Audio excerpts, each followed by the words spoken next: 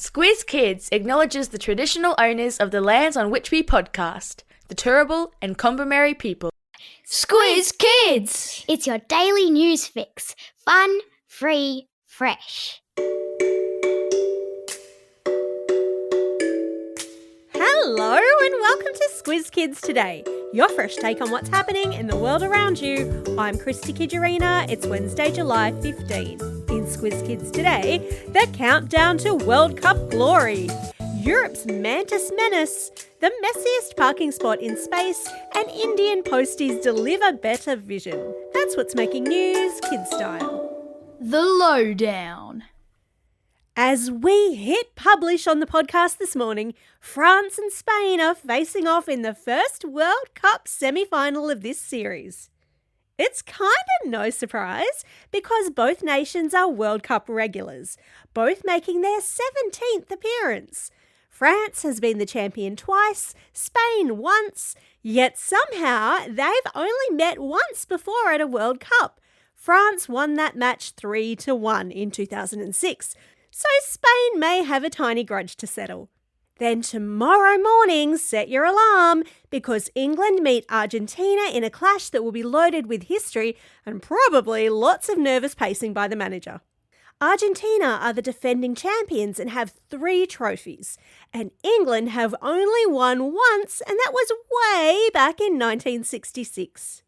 The losing teams of these 2 matches will then meet in Sunday's third place playoff, while the winners head to Monday morning's final. And for the very first time in World Cup history, halftime is going big. Madonna, Shakira, BTS and Justin Bieber are all sharing the stage for an 11-minute show, which raises one important question. When exactly are the players supposed to eat their oranges? Anywho, once the music stops and the final whistle blows, just one captain will lift the trophy. And what a ride it's been! A record 48 teams, 3 host countries, controversies, heroes, African nations making waves, and unforgettable fans. Next stop, the Women's World Cup in Brazil next year, then the men do it all again in 2030. And we also have some sad news today because we're saying goodbye to much-loved actor Sam Neill, who died this week aged 78. You'd probably recognise Sam because he faced dinosaurs in Jurassic Park, rabbits in Peter Rabbit, and the New Zealand wilderness in one of my favourite ever movies as Uncle Heck in Hunt for the Wilderpeople. Sam Neill brought warmth, humour and adventure to screens for generations. You'll be missed, Sam.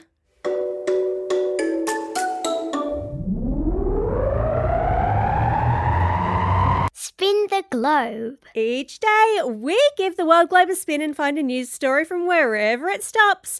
And today, we've landed in India, where post offices are delivering something rather unexpected: better eyesight.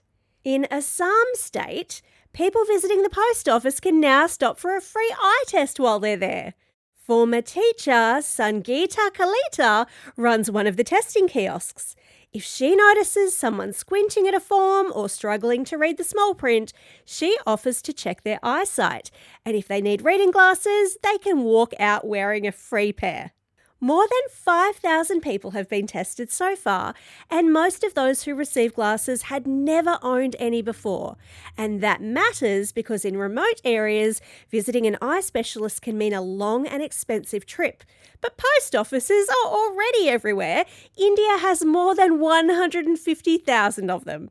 So, one tiny kiosk, one quick test, and one pair of glasses can suddenly make reading, working, and everyday life much easier. Now that's a special delivery. Animal Kingdom. Disturbing news now because Europe is under attack and the invaders come with folding arms, swivelling heads and enormous appetites. 2 Asian praying mantis species have now been officially labelled invasive after spreading through parts of Europe. The problem is that both species reproduce quickly, faster than the local mantises, with one egg case producing around 200 young. And they eat everything from bees and native insects to frogs and lizards. They're even causing trouble in the romance department. Native male mantises sometimes mistake the invasive females for their own species and get eaten for their efforts, as if dating wasn't already hard enough.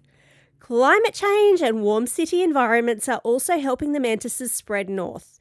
The good news is that ordinary people are helping scientists keep track of them. A citizen science project has already gathered more than 2,300 reports, and during winter, people can also look for their brown, sponge-like egg cases on branches, although experts should check them before anything is removed. Let's hope Europe can repel this mantis menace.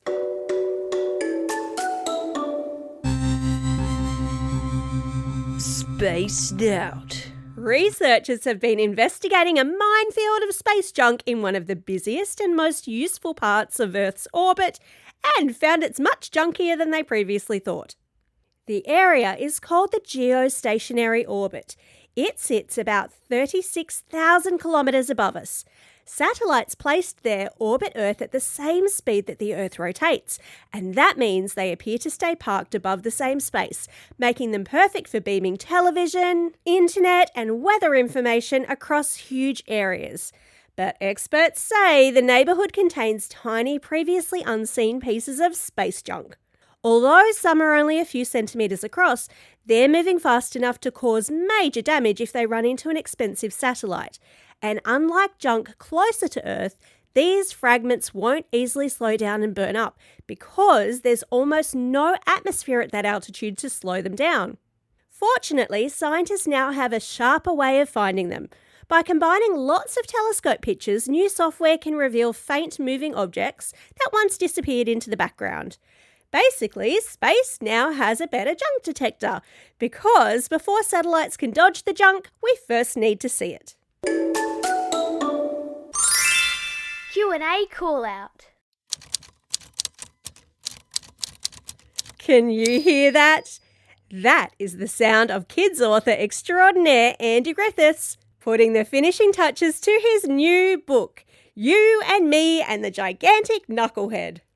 And because he's such a listener favourite, and because he's always hilarious each time we have him on the podcast, we're excited to say that Andy has kindly agreed to once again take the Squiz Kids Q&A hot seat and answer any questions you clever kids might have for him. Woo-hoo! He's written more than 40 books, including, of course, the hugely popular Treehouse series, and now he's back with another in the You and Me series. This time we meet Johnny Knucklehead in the land of the giants, where he's just become king and the power has gone to his knucklehead. Here's your chance to get inside the head of one of Australia's favourite authors. Ask him any question you like about your favourite book or character, the process of writing, where he gets his silliest ideas, and how to become a best-selling author. And if there's ever been an idea too gross to put down on paper, anything you like. Email through your questions to squizkids@thesquiz.com.au, and teachers feel free to send in questions from your class. There are prizes to win for the best questions, including a signed book pack from the author himself. But hurry, you've only got until Monday, July 27 to get your questions in. Time for the quiz. This is the part of the podcast where you get to test how well you've been listening. Question number 1. In which year will the next Men's FIFA World Cup be held? That will be in 4 years' time in 2030. Question number 2. How many post offices are there in India? Excellent listening if you got this one. There are more than 150,000. Question number 3. What is the name of the area that sits about 36,000 kilometres above us and is a great place to park satellites? That was a tricky one. Well done if you said the geostationary orbit.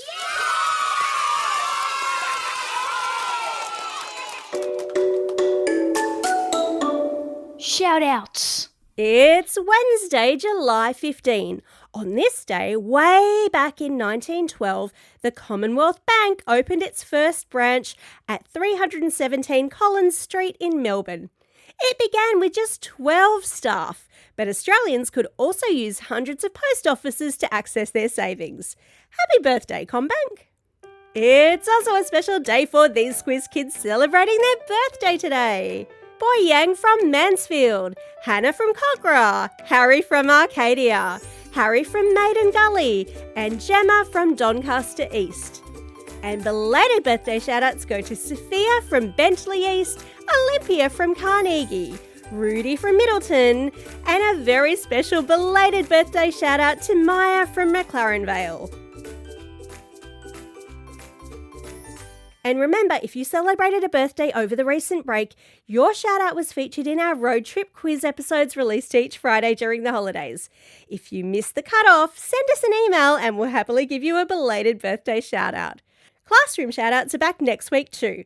If you want to give your class a shout-out, ask your teacher or a parent to send us an email with your school, class and teacher's name, or you can just fill out the shout-out request form on our website. Well, that's all we have time for. Thanks for listening to Squiz Kids today. We'll be back again tomorrow.